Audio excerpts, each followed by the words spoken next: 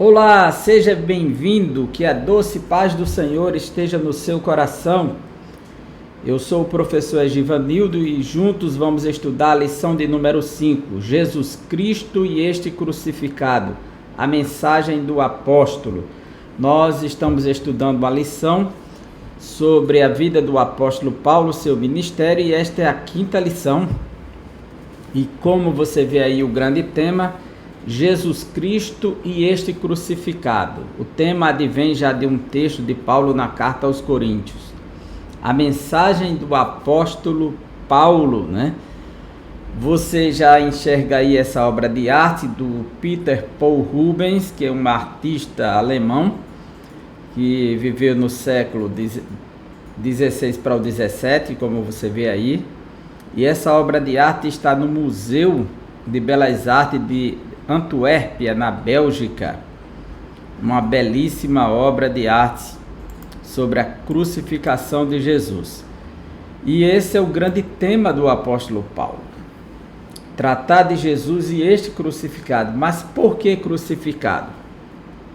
O termo crucificado deve ser entendido como uma metonímia de sacrificado, pois para o apóstolo Paulo a morte de Cristo, que é morte expiatória, que é morte para remover os pecados, é morte propiciatória, é morte pelos pecadores. Então ela faz a função propiciatória quando morre em nosso lugar e faz a função expiatória como remove o nosso pecado. Então, para Paulo, a mensagem central do Evangelho é a crucificação, é a morte de Cristo, é o sacrifício de Cristo, que muitas vezes Paulo usa o termo morto, crucificado ou o sangue de Cristo, quer dizer, a morte de Cristo. Então, esses termos, sangue aí é tomado como uma metonímia do próprio sacrifício. E o tema da cruz é tema central da mensagem do apóstolo Paulo. Nessa lição nós vamos aprender a ressaltar que Jesus Cristo e este crucificado é o centro da mensagem cristã. Não é mensagem exclusiva do apóstolo Paulo, é mensagem cristã. Os objetivos específicos são 3. Primeiro, destacar a centralidade da pregação de Paulo. Onde está o centro, o âmago da sua mensagem? Se essa foi a mensagem de Paulo e dos demais apóstolos, também deve ser a nossa. Segundo, elencar as expressões chaves na doutrina de Paulo. E quais são essas expressões? Nós vamos ver no capítulo 2.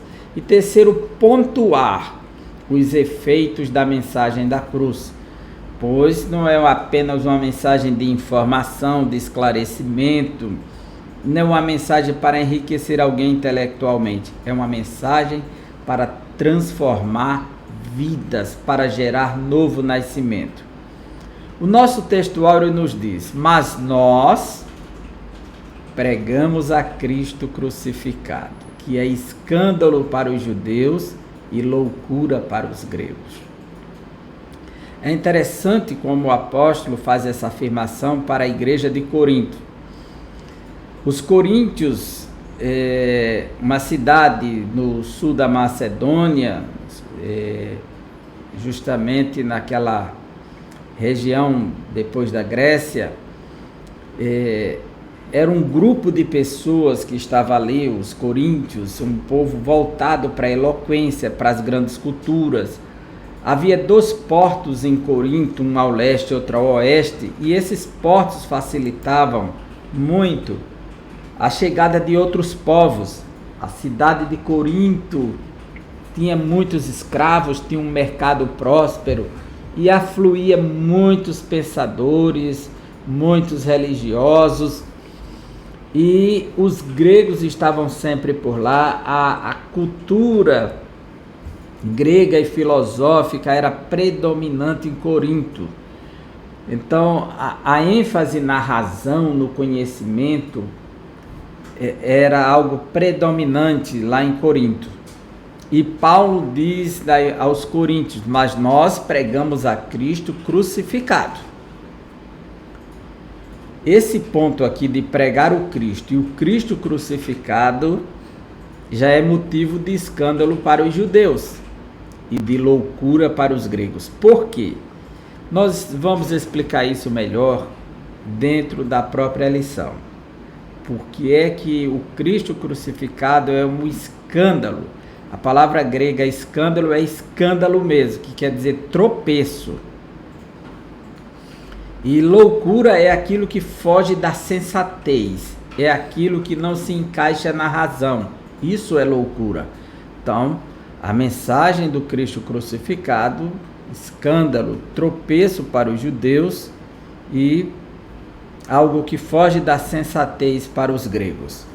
A nossa verdade prática nos diz: o Cristo crucificado, o centro da mensagem da cruz, é a encarnação da verdadeira sabedoria para a salvação. O Cristo crucificado, o centro da mensagem da cruz. E é isso que nós vamos ver como acontece do princípio ao fim. É a encarnação da verdadeira sabedoria para a salvação. Então a sabedoria, ela foi encarnada na pessoa de Cristo e foi consumada na sua revelação da cruz. E esse é um ponto dominante na mensagem do Novo Testamento. E é por isso que esse tema é tão importante para nós, tão rico e tão caro ao mesmo tempo. E se torna a mensagem central do cristianismo. A nossa introdução nos diz: Paulo descobriu a verdade sobre o Cristo crucificado e ressurreto. Essa expressão Paulo descobriu deve também ser subentendida, a meu ver, na minha frágil compreensão, como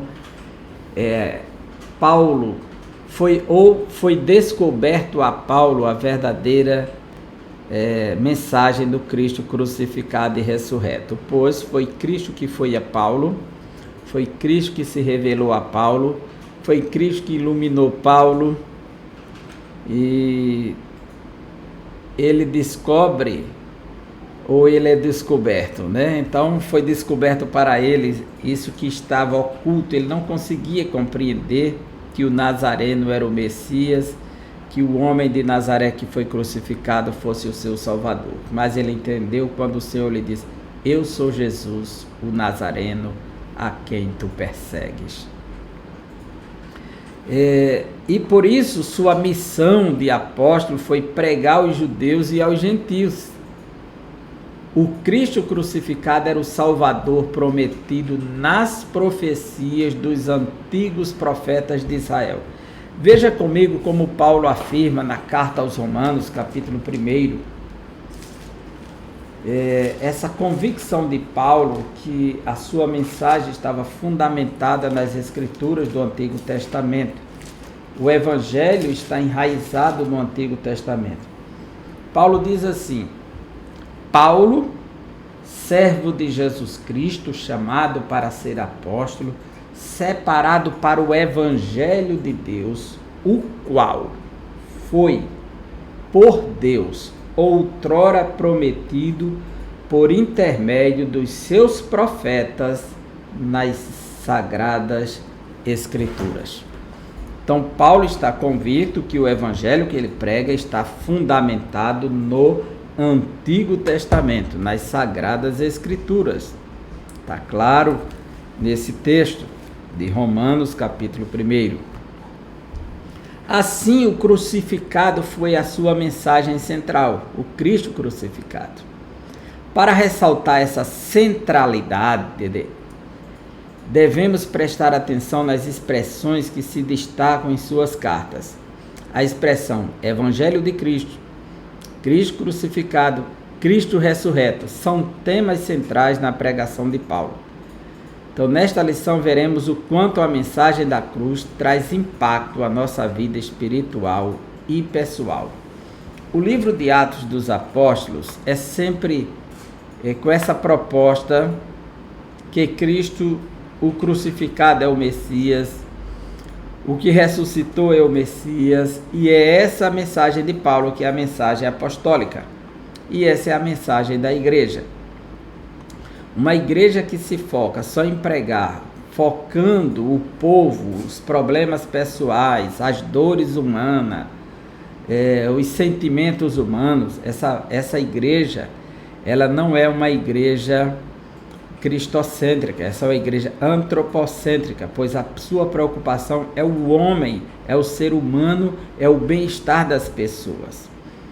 Então a mensagem se torna secundária quando vem só com a proposta de consolo, de conforto para a alma. A verdadeira mensagem do Evangelho é o Cristo crucificado e ressuscitado, que perdoa os pecados, que salva o pecador, que chama ao arrependimento. Então essa é a mensagem central do Evangelho. E aí o ser humano, ele é simplesmente chamado ao arrependimento. As demais coisas serão consequências, o conforto, o consolo para a alma sofrida depois da rendição e confissão a Cristo. Nunca antes. Quando essa mensagem ela é precedida por uma mensagem que foca a autoestima do ser humano, o bem-estar pessoal, ela deixa de ser a mensagem do Evangelho para ser a mensagem do homem. Devemos ter o cuidado, pois essa preocupação de atingir a alma humana, pegando o ser humano pela dor, pelo sofrimento, se torna mais uma mensagem focada nos sentimentos do que na mensagem salvadora do Evangelho. A centralidade da pregação de Paulo. Nesse primeiro capítulo da lição, nós vamos ver aqui o ministério de pregação e o Cristo crucificado, a palavra da cruz, é a loucura da pregação para os judeus e para os gregos, o capítulo 3. Então, vamos lá. Sem menosprezar os demais escritores do Novo Testamento, indiscutivelmente, o apóstolo Paulo foi o maior teólogo cristão e doutrinador do cristianismo. Esse é um ponto notório dentro da própria Escritura, quando Paulo compreende as verdades eternais do Evangelho e expressa isso tanto nos escritos quanto na sua prática. Isso foi tão forte que Pedro, andando com Cristo 3 anos, aprendendo, sentado ao lado de Jesus, dormindo ao lado de Jesus, navegando nos barcos com Jesus, subindo os montes com Jesus, descendo os vales com Jesus, entrando nas aldeias com Jesus, Pedro ainda deslizou na fé. Na carta aos Gálatas, capítulo 2, Paulo diz que Pedro fugiu da verdade do Evangelho. Quer dizer, Pedro não tinha ainda essa firmeza tão exigida do próprio Evangelho. E Paulo diz assim, capítulo 2 da carta aos Gálatas,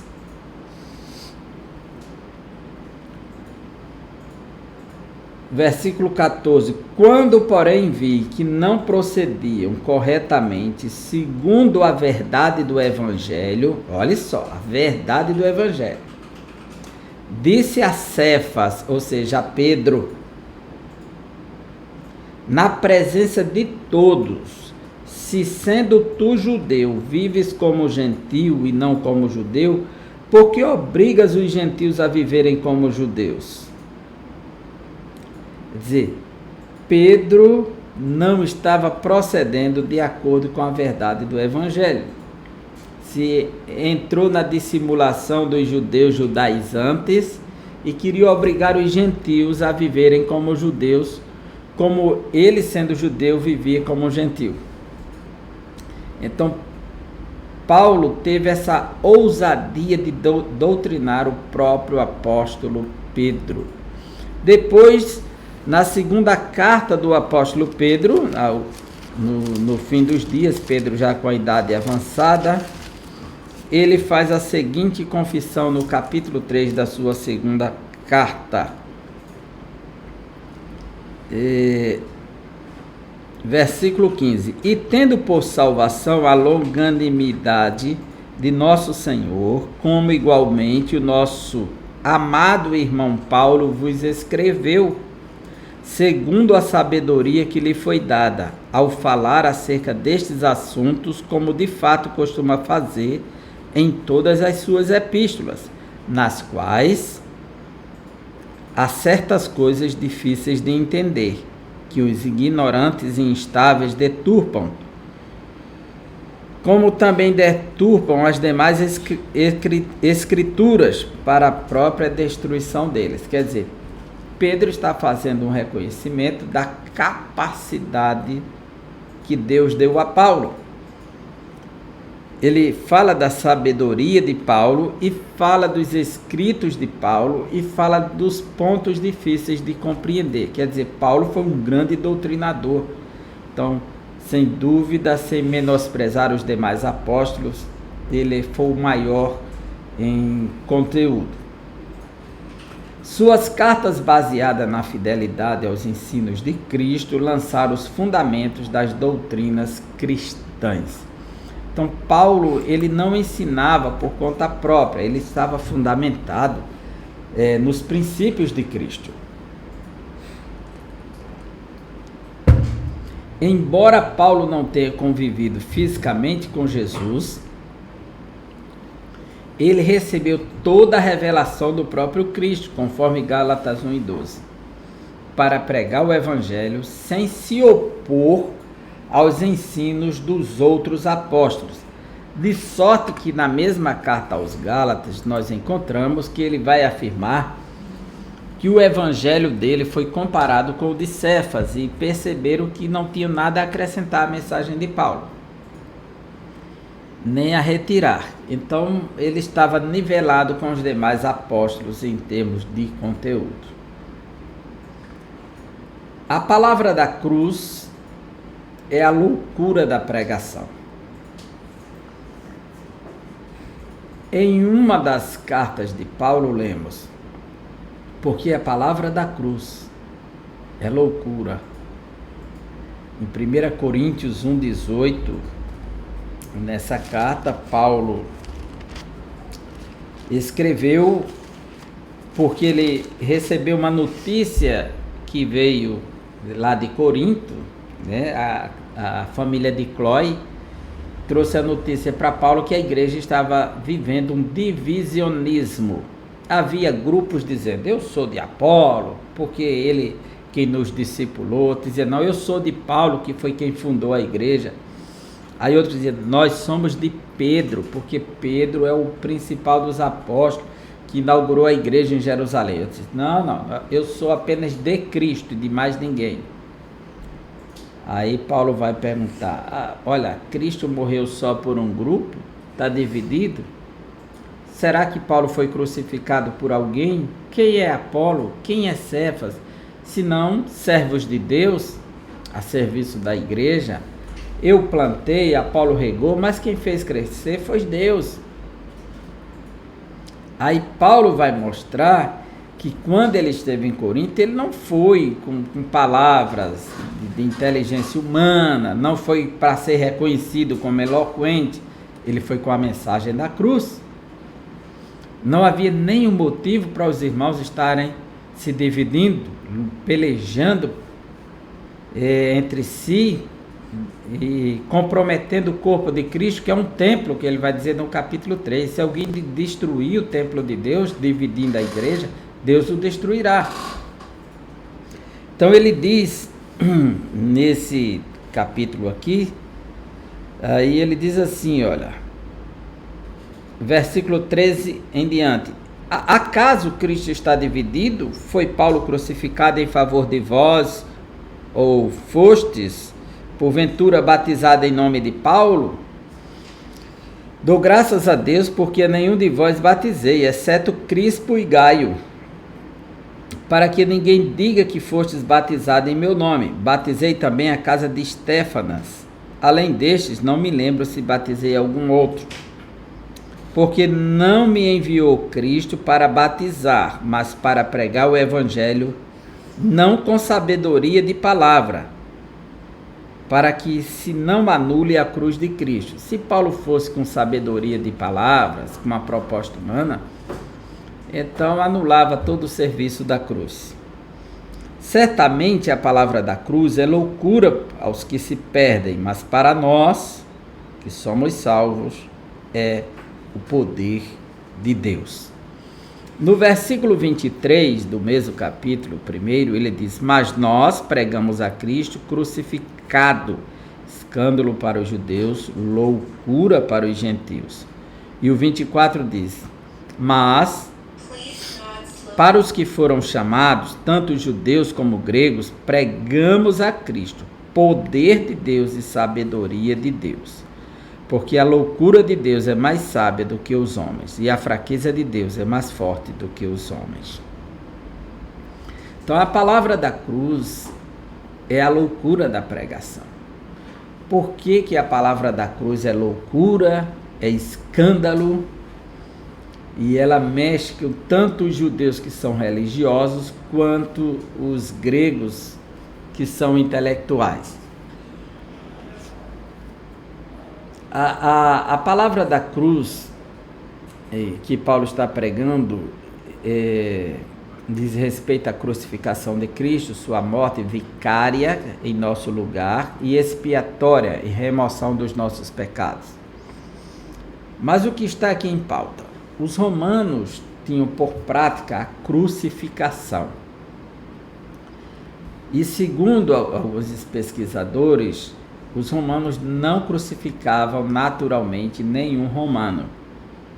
Nós temos na história da civilização romana o ano 70 a.C., quando o Império Romano estava naquele momento de transição de república para império, que havia Júlio César, Crassus e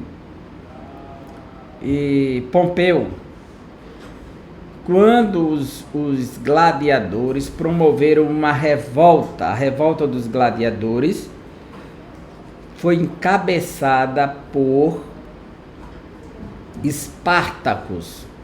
Então a revolta de Espartaco, os gladiadores, e Crassus, que ajudou Espartacus.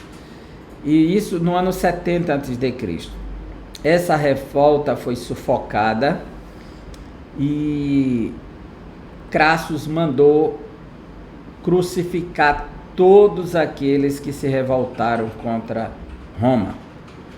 Essa crucificação, ela se estendeu por quilômetros até as portas de Roma, de cruzes. Foram mais de 1.000 pessoas crucificadas até as portas de Roma. De longe se ouvia, sentia o mau cheiro e se ouvia os gritos daqueles que gemiam na cruz. O desespero, a dor e o pânico por conta da cruz. Aquilo era um símbolo do poder de Roma, do enfrentamento, que ninguém podia se rebelar contra Roma. A glória de Roma estava em foco e a humilhação daqueles que estavam se opondo a Roma. Logo, pensar na crucificação era pensar em um rebelde, em alguém irreparável, irretratável, em que os romanos condenavam. A crucificação era uma prática que foi inaugurada pelos persas, adotada pelo Império Romano, e que se tornou símbolo de humilhação. Quem fosse à cruz era maldito, quem fosse à cruz era rebelde, quem fosse à cruz era bandido, quem fosse à cruz era insubmisso. Então, ter alguém crucificado na família era uma vergonha. E Paulo disse que não se envergonha do Evangelho de Cristo. Então, a crucificação, a mensagem da cruz, era escandalosa. Porque o que está ligado à cruz não é nada de bom, não é nada de especial. É algo totalmente contrário à razão humana pensar em algo de bom na crucificação, algo de especial. E Jesus, antes da cruz, no início do seu ministério, em Mateus capítulo 10, ele já diz assim, veja só o detalhe, Mateus 10, versículo 38, e quem não toma a sua cruz e vem após mim, não é digno de mim. Quem acha a sua vida, perdê-la-á, e quem todavia perde a sua vida por minha causa, achá-la-á. Jesus já trata de um tema aqui que era conhecido dos judeus quando os romanos crucificavam alguém, que ele tinha que caminhar com a sua cruz nas costas. Isso era um momento de flagelo, era um momento de humilhação, era um momento de exposição, de condenação. Ele ter que carregar a cruz, a peça, o instrumento da sua sentença. Então Jesus já diz que seguir a sua pessoa era assumir essa mesma função de humilhação, de desprezo, de rejeição, era assumir uma posição contrária aos padrões da sociedade. Era ser condenado por algo. De sorte que o cristianismo, até hoje, ele não é aceito. As pessoas que são aceitas no Evangelho e que aceitam o Evangelho passam a viver na contramão da sociedade. Passam a viver na contrariedade dos padrões mundanos, seculares, liberais, libertinos, licenciosos, que defendem todo tipo de coisas hostis à verdade, aquilo que é puro, que é sagrado. Então Jesus diz, quem não toma a sua cruz e não vem após mim, não é digno de mim. Ele já está dizendo que ele vai na frente com a sua cruz e que segui-lo é carregar a cruz. É carregar o objeto da condenação. Aí ele fala, quem não perder a sua vida, não vai achá-la. Então é necessário perder. Então é uma entrega total à cruz. E mais na frente, tudo isso antes da cruz. Jesus não falou ainda, ele só vai falar que ele vai ser crucificado no capítulo 16 de Mateus. Veja só, Mateus 16. Quando Jesus disse aos discípulos, capítulo 16 de Mateus 21. Desde esse tempo começou Jesus Cristo a mostrar aos seus discípulos que lhe era necessário seguir para Jerusalém e sofrer muitas coisas dos anciãos, dos principais sacerdotes e dos escribas, ser morto. Ele não falou crucificado, falou ser morto aqui. Ser morto e ressuscitado ao terceiro dia. Não está claro o tipo da morte nesse momento, né? Então Pedro disse que naquele momento, e Pedro chamando-o à parte começou a reprová-lo, dizendo, tem compaixão de ti, Senhor, isso de modo algum te acontecerá. Mas Jesus voltando-se disse a Pedro, arreda Satanás, tu és para mim pedra de tropeço, tu és escândalo, porque não cogitas das coisas de Deus, e sim das dos homens. Escândalo, pedra de tropeço, aqui é justamente não querer que ele seja crucificado, que ele morra. Isso é a proposta de Satanás. No versículo 24 ele diz assim, então disse Jesus a seus discípulos, se alguém quer vir após mim, a si mesmo se negue, toma a sua cruz e siga-me. Porquanto quem quiser salvar a sua vida, perdê-la-á.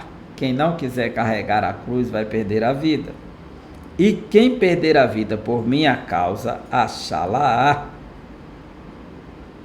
Então fica claro que Jesus está com a proposta da cruz. Então, tratar da mensagem da cruz é escândalo para os judeus.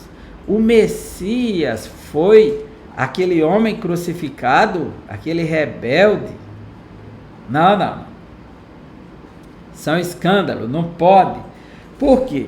Como é que os judeus viam Jesus? Um infrator da lei. Alguém que no dia de sábado permite os seus discípulos colher espigas, capítulo 12 de Mateus. E afirma que ele é o Senhor do sábado, versículo 8. No livro de João, capítulo 5, diz que ele infligia a lei por não guardar o sábado. Ele não só, veja só, Evangelho de João, capítulo 5. Olha como Jesus é interpretado pelos judeus. João, capítulo 5.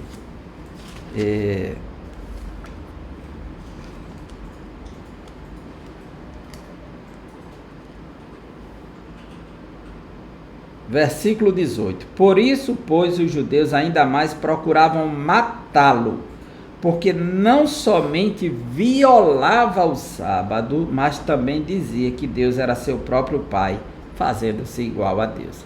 Quer dizer, um Cristo que viola o sábado, um Cristo que senta para conversar com mulheres pecadoras junto do poço, porque os judeus não se comunicavam com mulheres daquele estado. Está escrito em João 4. Ele chega e faz isso. Um Cristo que no dia de sábado trabalha, um Cristo que faz milagres no sábado. Então, esse daí não pode ser o Messias. E agora foi crucificado, então é maldito que for pendurado do madeiro. Não, jamais pode ser o nosso Messias.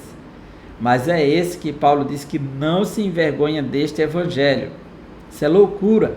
E os gregos, ouvindo que o Messias, o Deus que Paulo está pregando, ele foi crucificado pelos romanos. Não. Isso é a sabedoria de Deus. Aonde está a sabedoria de Deus? Na crucificação. Aonde está o poder de Deus do Cristo crucificado? É justamente essa centralidade da mensagem que faz todo o diferencial. Quando o Espírito Santo ilumina uma mente para entender que a crucificação tinha uma função vicária de Cristo morrer em nosso lugar. Veja o que diz Romanos, carta aos Romanos, capítulo 4, versículo 25, que diz: o qual foi entregue por causa das nossas transgressões. Então ele foi entregue na cruz por causa, e ressuscitou para nossa justificação. Capítulo 5 agora, li 4 e 25, agora capítulo 5 de Romanos, versículos 8 e 9. Mas Deus prova o seu próprio amor para conosco pelo fato de ter Cristo morrido por nós. É aqui onde está o segredo. É que ele assume todo tipo de pecado, de maldição humana, todo criminoso. Jesus assumiu o lugar do criminoso. Jesus não se envergonhou de morrer na cruz. Jesus não se envergonhou de nós. Ele se entregou por todos os nossos pecados. É aqui onde está o segredo da palavra da cruz, da mensagem. E aqui onde está a sabedoria de Deus para confundir Satanás, que queria que ele não fosse para a cruz, e Jesus disse: só me serve de escândalo, arreda-te, Satanás. Só entende das coisas dos homens. Aqui tem um plano divino aqui por trás.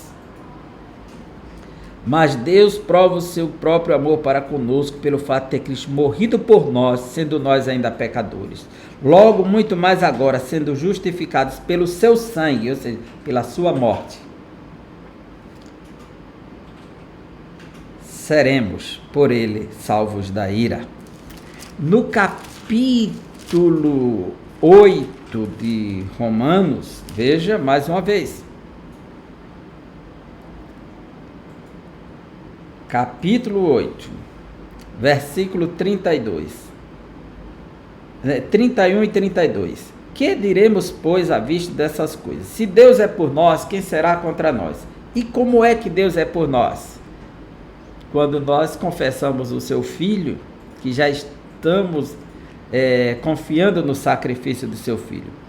Aquele que não poupou o seu próprio Filho, versículo 32. Antes, por todos nós, o entregou. Porventura, não nos dará graciosamente com Ele, com Cristo, todas as coisas? Então, Cristo foi entregue por nós. Ele morreu por nós, na cruz. Esse é o segredo da cruz. É que lá está um sacrifício vicário para aplacar a ira de Deus sobre nós, para nos tornar aceitáveis diante de Deus, e está uma ação expiatória de remoção de pecados. É na cruz que ele consuma tudo isso. É nessa mensagem que é loucura. Não dá para compreender do ponto de vista humano um homem ser condenado pelos romanos, rejeitado pelos judeus, e a sua morte traçar o nosso destino eternal. Essa é a mensagem da cruz. Então, para os judeus e para os gregos, a cruz era considerada loucura porque chocava a sabedoria humana. Enquanto os judeus queriam sinais físicos, milagres visíveis, eles estão querendo algo para poder acreditar. Eles estão querendo estão pedindo sinais. Jesus disse: essa geração incrédula e perversa me pede um sinal, não será dado nenhum outro sinal. E qual o sinal que ele vai dar? O sinal do profeta Jonas. Assim como Jonas esteve 3 dias e 3 noites no ventre do peixe, assim estará o Filho do Homem no seio da terra. E quando é que o Filho do Homem foi para o seio da terra? Depois que morreu na cruz. Está falando da morte dele, que se consuma com a ressurreição. Então, morte e ressurreição. É esse o grande sinal. Estão querendo um sinal para acreditar. Então, Jesus dá esse sinal. Assim, o conteúdo da mensagem de Paulo gerava escândalo para os judeus, pois a cruz não era um espetáculo suntuoso e, ao mesmo tempo, contrariava a retórica erudita dos filósofos gregos por causa de sua simplicidade. É uma mensagem tão simples. Entretanto, embora simples, a mensagem de Paulo era poderosa em Deus, conforme ele diz, 1 Coríntios 1,18. A palavra da cruz preenche as necessidades da alma humana, enquanto a sabedoria humana não o faz. Ela preenche de momentos, o intelecto pode satisfazer de momentos, mas não pode deixar o homem satisfeito diante de Deus. Logo, para os que perecem, a palavra da cruz é loucura, mas para nós, os cristãos, é o poder de Deus para salvar o ser humano. Expressões-chave na doutrina de Paulo. Quais são as palavras-chave que devem ser destacadas aqui, nesse momento? 3 palavras-chave: Evangelho de Cristo, Cristo crucificado e Cristo ressurreto. O Evangelho é a mensagem dessa crucificação e dessa ressurreição. Então, nós não podemos abrir mão desse conceito-chave na doutrina de Paulo. Além de aparecer nos 4 evangelhos, Mateus, Marcos, Lucas e João, a palavra evangelho também aparece nas cartas de Paulo. Em Romanos 1,16 ele chama de o evangelho de Cristo. E das 76 ocorrências dessa palavra no Novo Testamento, 54 vezes a encontramos nas cartas paulinas, ou seja, no corpus paulino, nas 13 cartas. Por isso podemos dizer que ela central para a doutrina ensinada pelo apóstolo, né? No Novo Testamento, a palavra evangelho, euangelion, em grego, eu, que é o prefixo eu, que é a forma neutra da palavra, significa bom, bem feito, e angelia, que é a palavra notícia. Assim, evangelho significa boas novas, boa notícia, que se leva às pessoas. Costuma-se tradicionalmente colocar a palavra boas novas de salvação, mas a palavra evangelho em grego literalmente quer dizer somente boa notícia. O que é um euangélio, uma boa notícia? Os romanos usavam essa palavra para anunciar a vitória do imperador, de um general. Ele ia lutar contra um país, cercava o país, a cidade, e depois de muitos meses de resistência, atacava, vencia. Então, quando ele voltasse para Roma, ele mandava um arauto na frente, dizendo que ele estava chegando. Então, esse arauto ia com o evangelho, a boa notícia, a notícia de vitória, a notícia de conquista. Então, esse general, esse imperador, entrava sempre em Roma no cavalo branco. Há diversas informações sobre isso, há ilustrações sobre isso, que ele só entrava no cavalo branco, porque ele voltava em paz, ele voltava vitorioso, ele voltava conquistador. Daí que o livro do Apocalipse fala de 2 cavaleiros no cavalo branco. Um, fica claro que é Jesus, o Rei dos Reis, Senhor dos Senhores. E o outro, diz, saiu vitorioso para vencer. E há diversas interpretações. Uma entendem a vitória do Evangelho sendo pregada, outros dizem que é o anticristo, outros dizem que é o próprio Cristo, o primeiro cavaleiro, mas não vem ao caso. O que eu estou treinando à tona aqui é que o cavalo branco era o cavalo da vitória. E isso era representado, e o que proclamava a chegada era o euangélio, a boa notícia proclamada por um querix, ou seja, o arauto. Era a proclamação do evangelho, da boa notícia. E a boa notícia que Paulo tem para pregar, o euangélio, é que Cristo, o Messias, foi crucificado e ressuscitou. Então, essa é a boa notícia. Esse é o euangélio de Paulo. Paulo vai dizer o evangelho de Cristo, o evangelho de Deus e o meu evangelho. Na carta aos Romanos, capítulo 1, fica claro quando Paulo diz assim: Paulo, servo de Jesus Cristo, chamado para ser apóstolo, separado para o evangelho de Deus. Já aqui no começo, o evangelho é o evangelho de Deus. Ele já diz no capítulo 1, versículo 1. Percebe?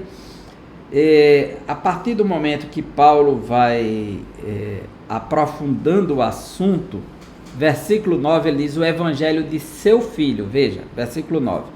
Porque Deus a quem sirvo em meu espírito no evangelho de seu filho, o evangelho do filho. No versículo 16, pois não me envergonho do evangelho, que é o poder de Deus. Aí ele diz assim, mais uma vez, capítulo 2 da carta aos Romanos. Veja como Paulo diz assim, versículo 16: no dia em que Deus, por meio de Cristo Jesus, julgar os segredos dos homens de conformidade com o meu evangelho. O evangelho de Deus, o evangelho de Cristo, o evangelho de seu Filho, é o evangelho de Paulo. É o evangelho que ele não se envergonha de pregar, que é o poder de Deus que salva. Então, o Cristo crucificado, em Gálatas capítulo 3, versículo 1. Paulo fez uma exposição na Galácia, que o Espírito Santo iluminou a mente dos irmãos, e é como se um painel se abrisse diante deles, como se eles estivessem vendo o próprio Cristo crucificado, pois a mensagem do Evangelho é a mensagem do crucificado. Então Paulo diz assim: não foi diante dos olhos de vocês que Jesus Cristo foi exposto como crucificado? Como é que vocês estão abandonando esse evangelho agora e voltando para as tradições judaicas? Vocês se deixaram seduzir pela serpente, foi? Paulo, que feitiço é esse? Em outra tradução ele diz assim: quem foi que enfeitiçou vocês para se afastarem dessa mensagem tão depressa? Então a palavra da cruz, na lógica paulina, é o tema dominante na mensagem do evangelho. E o mundo julgava loucura a mensagem do Messias crucificado. Não faz sentido que o Messias seja o crucificado. O apóstolo afirmava que a mensagem era a mais sublime demonstração da sabedoria de Deus. Ora, a cruz traz uma ideia de fraqueza ou loucura para quem não crê, mas poder e sabedoria de Deus para os que creem na mensagem de Paulo. Veja que diferença, que contraste, né? Mas o evangelho é revelação. A mensagem do evangelho, que quem invocar o evangelho será salvo, a Bíblia diz, quem invocar. Mas só pode invocar quem ouvir. E só pode ouvir se alguém pregar. E alguém só pode pregar se ele for enviado para pregar. Diz: todo aquele que invocar o nome do Senhor será salvo, Romanos 10. Como, pois, invocarão aquele que não creram? E como crerão se não ouvirem? E como ouvirão se não forem, se alguém não pregar? E como pregarão se não forem enviados? Quão formosos os pés dos que anunciam a paz. Então a fé vem pelo ouvir e o ouvir da palavra de Deus. E essa palavra, ela chega para mostrar que Cristo morreu pelos nossos pecados, que Ele assumiu a nossa culpa. Então, o Cristo crucificado, que do ponto de vista racional é escândalo, é loucura, do ponto de vista espiritual é o poder de Deus, Salvador. Só aqueles que entendem a mensagem do Evangelho, que entendem o significado do amor de Deus, do amor de Cristo. Certa feita, o teólogo Karl Barth fez uma viagem da Alemanha para os Estados Unidos, fazendo preleções nas faculdades, e perguntaram para ele, dada a sua erudição, a compreensão que ele chegou do Evangelho, qual a grande certeza que ele tinha, dada a sua intelectualidade, e começaram a pensar nas dúvidas que ele podia estar guardando na sua mente e na sua alma. Qual a grande certeza que ele tinha?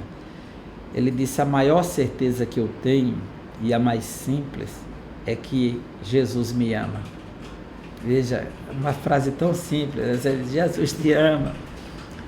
É uma coisa, quer dizer, Jesus me ama é outra, você saber a razão, o fundamento deste amor. A razão que está no Cristo crucificado, né?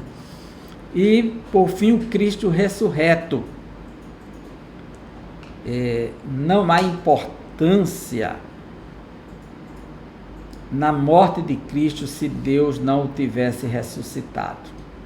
Se Cristo viesse, morresse, ficasse só na cruz, então não faria sentido para nós. Aonde estaria a nossa esperança? Aonde estaria a nossa confiança? Mas o segredo é esse, pois a vida de Cristo, ela deve ser entendida como um círculo que se fecha. Não pode ser fragmentada nenhuma parte. O nascimento virginal dele, a gestação virginal em Maria, faz parte do projeto. O nascimento na manjedoura faz parte do projeto. A morte de Cristo faz parte do projeto, e a ressurreição faz parte do projeto, e ascender aos céus e sentar no trono faz parte do projeto. Que Pedro vai dizer: isso que vedes e ouvis é resposta que ele ressuscitou e assentou-se à destra do Pai. Quer dizer, tudo faz parte de um projeto só, está dentro da mesma ação de Deus ao agir sobre o seu povo. Então não dá para separar a vida de Cristo nem 1 milímetro de uma parte da outra, como se uma fosse mais importante e outra menos importante. É todo um conjunto. fechando o círculo da mensagem salvadora, da mensagem de redenção. E isso é importante nós compreendermos, porque a ressurreição afirmada pelo apóstolo, ela completou a obra da salvação, consumou a nossa salvação, a libertação do domínio do pecado. Como eu li em Romanos capítulo 4, veja só, ele fala da morte e fala da ressurreição como complemento. Desculpa. O qual foi entregue por causa das nossas transgressões, quer dizer, foi entregue por causa das transgressões, a morte na cruz, e ressuscitou por causa da nossa justificação. Veja que a morte e a ressurreição, ele vai sempre enfatizar esse lado que complementa a morte de Cristo. Veja o capítulo 6 da carta aos Romanos. Ele diz assim: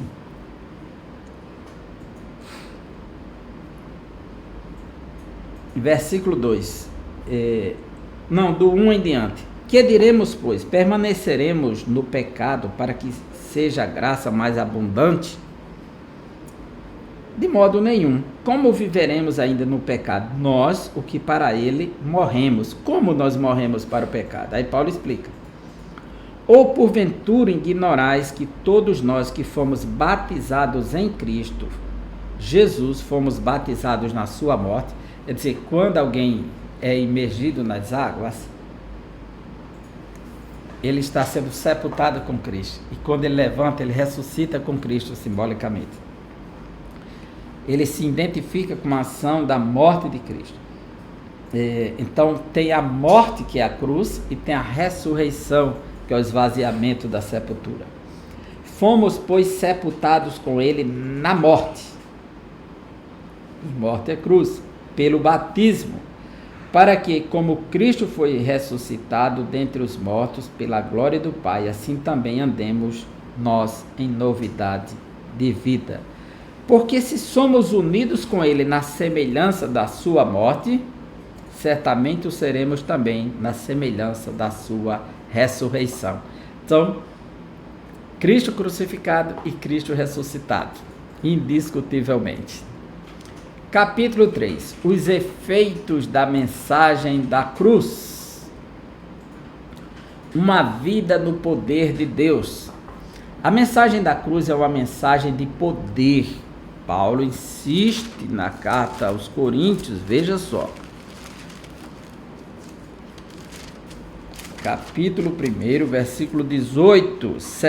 Certamente a palavra da cruz é loucura para os que perecem, mas para nós que somos salvos, poder de Deus. Versículo 30. Mas vós sois dele em Cristo Jesus, o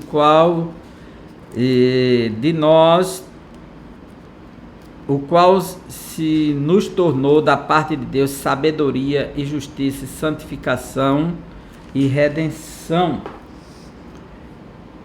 Aí Paulo diz assim: eu, irmãos, capítulo 2, versículo 1 em diante, quando fui ter convosco, anunciando-vos o testemunho de Deus, não o fiz com a ostentação de linguagem ou de sabedoria, porque decidi nada saber entre vós, senão a Jesus Cristo e este crucificado. E foi em fraqueza, temor e grande tremor que eu estive entre vós. A minha palavra e a minha pregação não consistiram em linguagem persuasiva de sabedoria, persuasiva de sabedoria, mas em demonstração do Espírito e de poder, para que a vossa fé não se apoiasse em sabedoria humana, e sim no poder de Deus. Então fica claro para nós que Jesus é o poder de Deus para a salvação de todo o que crê. Ele se utiliza de nós como instrumentos para salvar o pecador, curar os enfermos, expulsar os demônios, libertar as almas. Os milagres de salvação, cura, libertação acompanham a nossa vida no serviço do reino de Deus. Mas a mensagem que pregamos não é filosofia humana, mas o poder divino para a transformação da vida de quem crê no Evangelho. E só pode crer quem ouvir. E quando o Espírito Santo convencer. Então, como ouvirão se não há quem pregue? Então a igreja tem que pregar para que os pecadores ouçam a mensagem da salvação, o Evangelho do poder de Deus. Uma vida de humildade. Quem é sábio em Deus contrasta a sabedoria da cruz com a deste mundo. Veja só. Paulo diz que a única coisa para se gloriar agora é no Senhor. Quando ele diz no final do capítulo 1 de Coríntios, diz, para que, como está escrito, aquele que se glorie, glorie-se no Senhor. Que toda a glória é do Senhor, que projetou esse plano de levar o Messias até a cruz para nos salvar. Ninguém tem o que se gloriar mais. A mensagem de poder é Ele, foi Ele quem fez o serviço. Por isso que é a mensagem da cruz. E isso, a sabedoria humana, ela exclui Deus, enaltece o narcisismo, quer dizer, a pessoa que se volta para si, o narcisismo humano, e recusa reconhecer Jesus como o Filho de Deus. Enquanto a mensagem da cruz, ela nos faz se prostrar diante dele, reconhecer a nossa miséria e descobrir quem verdadeiramente é Jesus, aquele que é manso e humilde de coração. A mensagem da cruz nos constrange a viver em humildade. É o que a igreja precisa ouvir, entender e praticar, a mensagem da cruz. Quando a pessoa se torna um religioso que começa a depositar toda a sua confiança naquilo que conquistou dentro da religião, nos títulos, nos cargos, ou talvez no poder aquisitivo que a denominação tem, ele começa a pisar a mensagem da cruz e começa a ostentar a glória humana. E aí isso se torna perigoso, porque a mensagem da cruz é ofuscada e a glória humana é exaltada. Que tenhamos muito cuidado. Uma vida na dependência do Espírito. Nada melhor do que a mensagem da cruz para revelar quem nós somos. Em 2 Coríntios, capítulo 2, versículo 3. Quem somos nós? Aí o texto diz assim, no capítulo 2, versículo 3. E isto escrevi, para que quando for, não tenha tristeza da parte daqueles que deveriam alegrar-me, confiando em todos vós, de que a minha alegria é também a vossa.